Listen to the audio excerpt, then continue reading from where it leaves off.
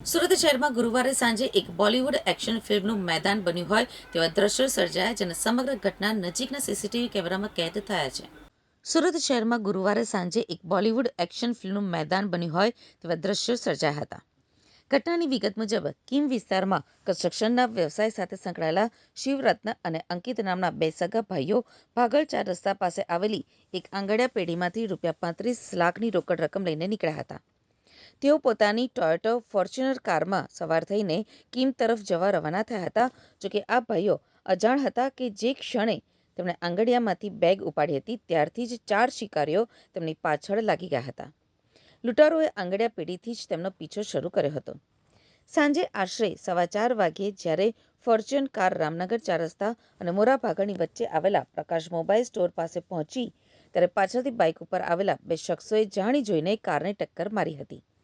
કારને નુકસાન થતાં જ શિવરત્ન અને અંકિત નીચે ઉતર્યા હતા. આ તકે બાઇક સવારોએ લડાઈ શરૂ કરી હતી અને એવો ઢોંગ કર્યો હતો કે તેમને ગંભીર ઈજા થઈ છે. બંને ભાઈઓને વાતોમાં એવી રીતે ગૂંચવી નાખ્યા કે તેમનું ધ્યાન કાર ઉપરથી જ હટી ગયું. જ્યારે બંને ભાઈ અકસ્માત મામલે દલીલો કરી રહ્યા હતા ત્યારે જ પૂર્વ આયોજિત કાવતરા મુજબ અન્ય બે લૂંટારુઓ એક્ટિવા ઉપર હેલ્મેટ પહેરીને ઘસી આવ્યા હતા.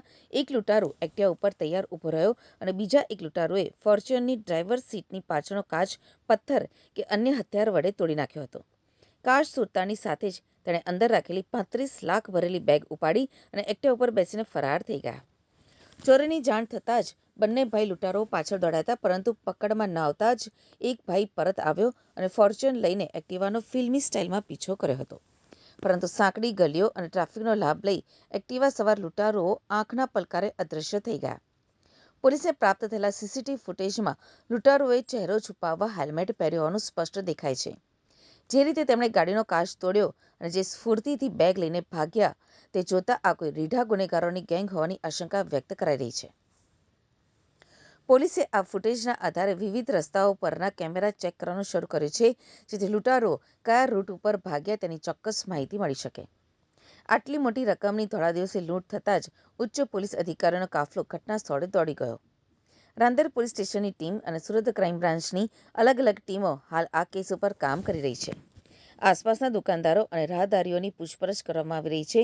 પોલીસનું માનવું છે કે લૂંટારુઓએ આંગડિયા પેઢીની બહાર જ વોચ ગોઠવી હોવી જોઈએ, જેમને ખબર હતી કે કઈ બેગમાં મોટી રકમ છે. ભોગ બનનાર પિતા અને બંને ભાઈઓ કિમમાં જાણીતા કન્સ્ટ્રક્શન વ્યવસાયી છે.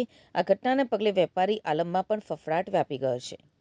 સામાન્ય રીતે આંગડિયામાંથી પૈસા લઈને નીકળતા વેપારીઓને ટાર્ગેટ કરતી ગેંગ ફરી સક્રિય થઈ હોય તેવું લાગી રહ્યું છે.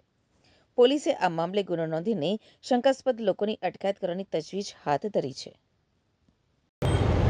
આજરોજ રાંદેર પોલીસ સ્ટેશન વિસ્તારમાં આવેલ રામનગર 4 રસ્તા પાસે એક લૂંટની ઘટના બનવા પામેલ છે, જેમાં ભાગળ ખાતે આવેલ આંગડિયા પેઢીમાંથી કિમ ખાતે રહેતા અંકિતભાઈ પુનિયા નામના વ્યક્તિ દ્વારા પૈસા પોતાની ફોર્ચ્યુનર ગાડીમાં લઈ જ રહેલા હતા.